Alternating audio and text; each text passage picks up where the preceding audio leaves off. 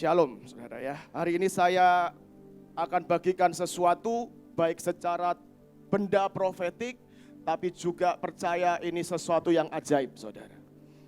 Saya diberi tugas untuk sampaikan tentang wadah, khususnya wadah untuk keuangan saudara, untuk hal-hal ekonomi.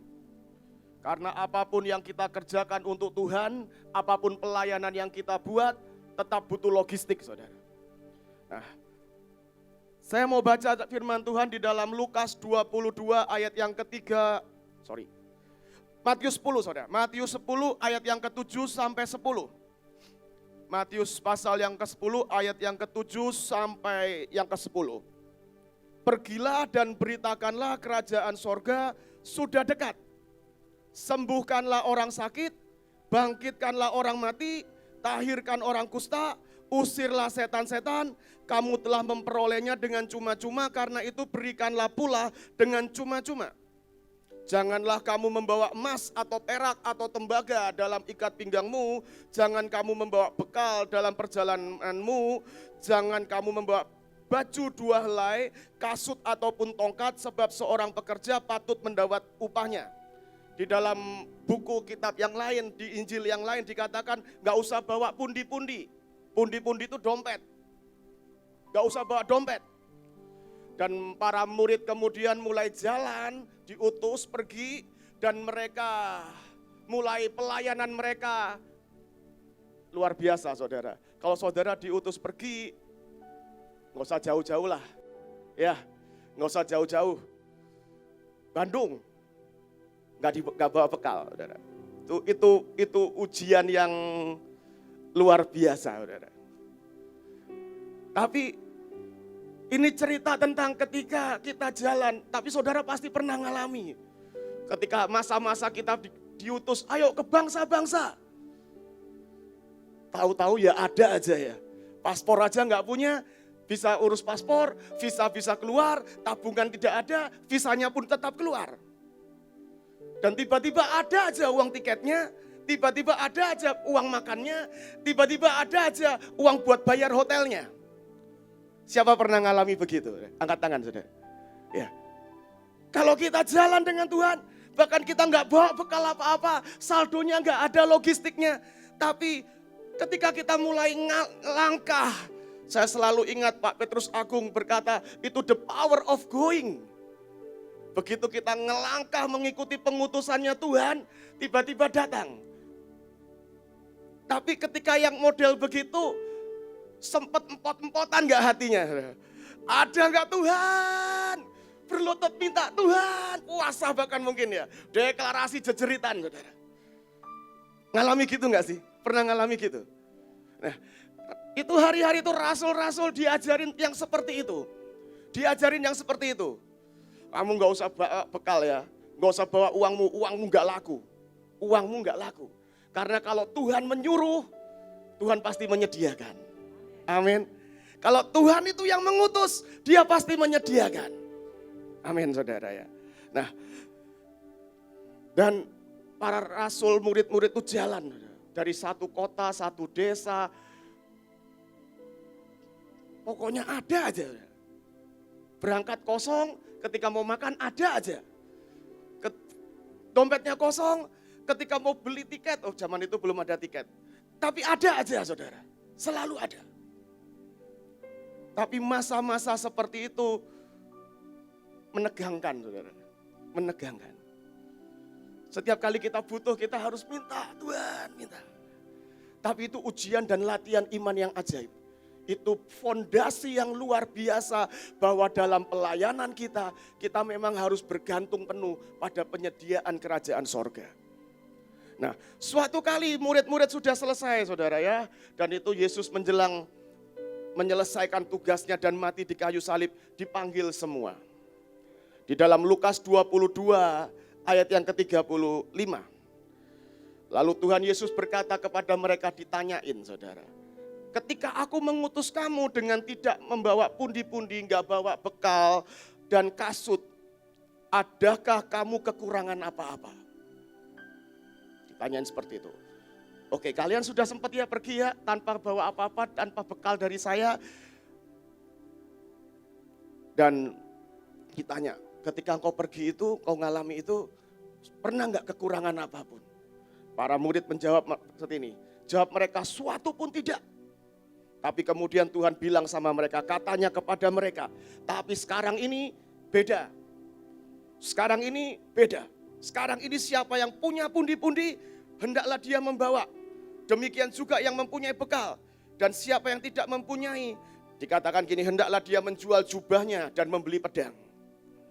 Ayatnya kurang enak ya, jubah dijual buat beli pedang. Tapi kenyataannya dijual enggak jubahnya? Enggak. Karena Petrus nyaut begini, di sini sudah ada 2 pedang. Jadi enggak jadi dijual jubahnya. Puji Tuhan ya kan. Tapi saya mau berkata, ini masa yang lain. Masa yang lain. Dia akan membekali engkau. Dia akan mengisi pundi-pundimu. Dia akan memberi engkau logistik yang luar biasa. Hari itu Tuhan sudah mau disalib, saudara. Saya rasa mungkin ya. Tidak ada di Alkitab, tapi saya rasa mungkin Yudas itu kan bendahara bagi rata. Saya pikir begitu, saudara. Karena dia tahu Yudas itu seperti apa orangnya, ya kan. Saya pikir seperti itu. Tapi ini cuman bayangan saya, saudara ya. Tapi ini masa yang beda. Ini masa yang beda.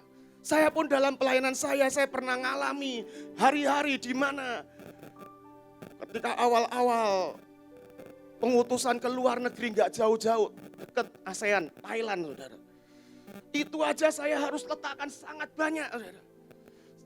Saya harus doa, harus berlutut, harus benar-benar Tuhan itu. Tapi makin kemari saya makin melihat betapa dia menyediakan dengan luar biasa. Sekian bulan ini Hananeel itu membagi makanan, saudara. Suatu kali Tuhan mulai bicara beri makan setiap hari. Setiap hari. Dan kami beri makan itu kira-kira 2 bulan. Setiap hari. Dan jumlahnya terus meningkat. Dari 500 pack sehari, terakhir kami beri 2000 pack sehari. Makan siang dan buka puasa. Enggak cuman itu, tiba-tiba Tuhan mulai ngomong, enggak cuman bagi makan, mulai bagi sembako. Bahkan ketika pemerintah belum turunkan bantuan, masih diurus birokrasinya, kami sudah bagi 2 RW. 2 RW di sekeliling gereja. Ketika saya mulai ngomong dengan anak buah saya, staf saya, kita bagi makan. Dihitung semuanya. Kas gereja, enggak seperti yang di awal, tanpa pundi-pundi. Ada, saudara. Ada, saudara. Ada. Dan ketika anak buah saya tanya, Pak ini sampai kapan? Sampai Tuhan bilang stop. Hah? Dia bingung. Setiap kali beras habis, hari-hari itu di gereja seperti gudang, saudara. Isinya beras, gula, kecap. Isinya, udah seperti gudang sembako. Dan setiap kali anak buah saya berkata, Pak berasnya udah mulai habis, beli lagi enggak? Beli. Setiap kali beli jumlahnya semakin naik. Awal-awal 1 ton, lama-lama 2 ton. Udah enggak kilo, ton, saudara. Pundi-pundinya ada enggak? Ada. Tapi yang luar biasa saya kasih tahu saudara. Setiap kali dikeluarkan dalam waktu singkat refill, saudara.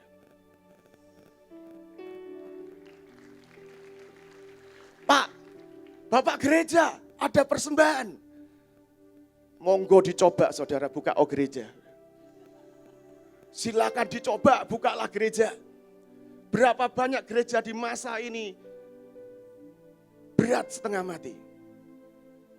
Kami juga di waktu bersamaan kami harus bayar sewa kontrakan kami. Saudara. Oleh anugerah negosiasi itu bisa dicicil luar biasa saudara. Mana ada sewa kontrak dicicil setahun saudara. Tapi setiap tanggal 15 itu didebet saudara, auto debet. Suatu kali saya iseng ketemu owner, saya tanya, lobby nego-nego. Om, gimana kondisi ya ekonomi susah semua. Dan saya usil, saya ngomong gini, Om.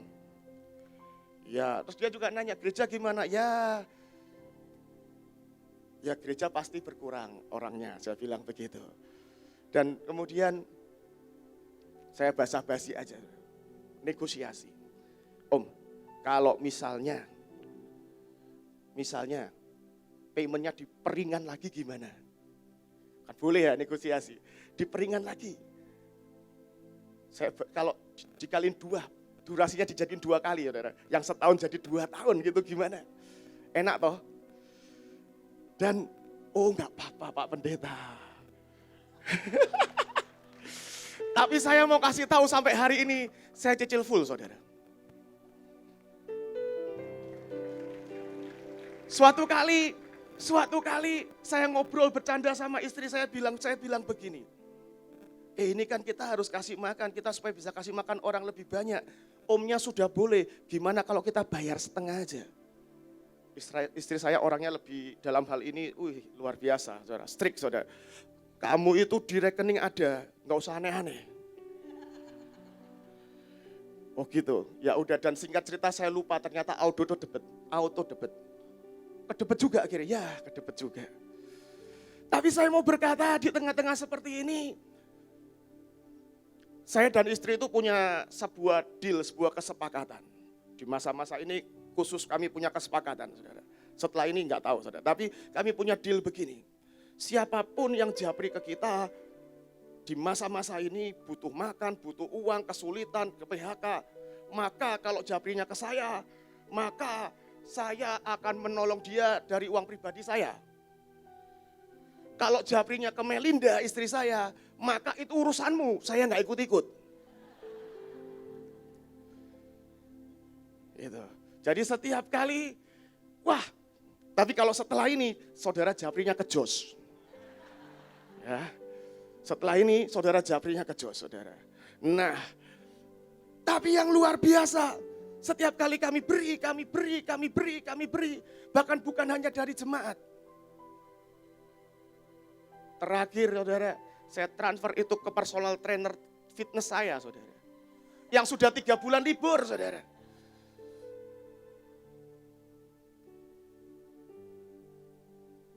Dan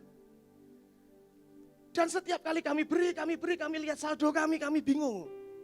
Berkurang, refill dengan sangat cepat. Kami lihat saldo gereja kami berkurang, kami beli beras sekian puluh juta. Dalam 1-2 hari refill, saudara. Pak, persembahan Bapak gereja gampang. Seperti saya bilang, silakan dicoba. Sudah banyak gereja tumbang, rukonya bubar, nggak bisa lanjut sewanya, saudara. Silakan dicoba. Silakan dicoba, saudara. Tapi saya mau berkata ini yang namanya perbendaraan kerajaan sorga. Hari ini kalau ada sekian tahun ini kalau Bu Iin tugasin apapun, kita spesial hotel biasanya, hospitality. Dan yang luar biasa itu jumlah yang menginap dari tahun ke tahun makin ajubile, saudara. Makin banyak, saudara. Dan kita sudah ngerti pokoknya kalau tugasnya hospitality hotel, termasuk membayar hotelnya. Dan yang luar biasa, setiap kali kami kerjakan, habis acara, selesai, gak ada utang, gak ada defisit. Angkanya segitu-segitu aja. Saldo kami ya segitu-segitu aja. Sekian ratus juta, saudara. Tapi ya segitu-segitu aja, gak MC, tapi sekian ratus juta. Tapi angkanya yo segitu-segitu aja. Habis ini M, saudara. Habis ini M, dikit lagi sih. Gitu.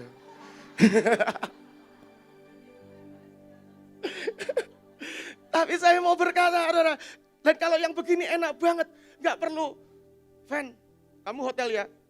Oh siap, ya kan? Nggak usah Tuhan itu. Dan itu nggak perlu ada struggle yang nggak perlu, tapi kami sudah lulus di masa-masa itu, kami sudah lulus. Kami sudah lulus di masa-masa itu. Murid-murid sudah lulus. Diutus tanpa duit ya, lulus, saudara. Gak ngomel, gak ngerutu, beriman, doa. Dan ketika itu lulus, masa yang baru adalah oke, gua kasih bekal, kasih logistik supaya apa? Kau bisa tolong yang lain. Yang masih dalam fase pertama. Amin, saudara. Kau bisa berkati yang masih dalam fase pertama. Jadi orang minta, Pak, saya mau buka rumah singgah. Gak ada uangnya nih, bukalah. Gitu ya. Asik gak? Asik gak? Dan kita akan masuk di masa seperti ini, saudara percaya gak? Saudara percaya gak? Kami baru take over satu sekolah, saudara. Yayasan yang sebelumnya handle ini empot-empotan, karena ini orang miskin. Di pinggir kali. Namanya daerahnya Pesing, gak enak. Kita ganti Please Him. Dan ketika kami take over luar biasa, dalam kurang dari 2 bulan, kurang dari sekian bulan, kontrakannya habis. Dan hari-hari begini, uang sekolah itu macet, saudara. Muridnya sedikit, yang bayar uang sekolah macet. Tapi kalau kita hidup dengan perbendaraan kerajaan sorga, pundi-pundinya kerajaan sorga, Pak mau diambil enggak? Ambil. Kan enak toh. Enak zaman yang ini, saudara. Bukan zaman yang serba kurang, saudara. Yang harus pakai lutut berdoa, berpuasa sekian hari untuk nurunin uang. Tapi kalau engkau lulus di fase yang ini, masa yang pertama, Tuhan bilang, tapi sekarang masanya beda. Kamu akan bawa pundi-pundi, kamu akan bawa bekal, kamu akan pakai jubahmu, kamu akan bawa senjata. Amin, saudara. Oke. Dan hari ini mari terima dengan iman. Mari terima dengan iman.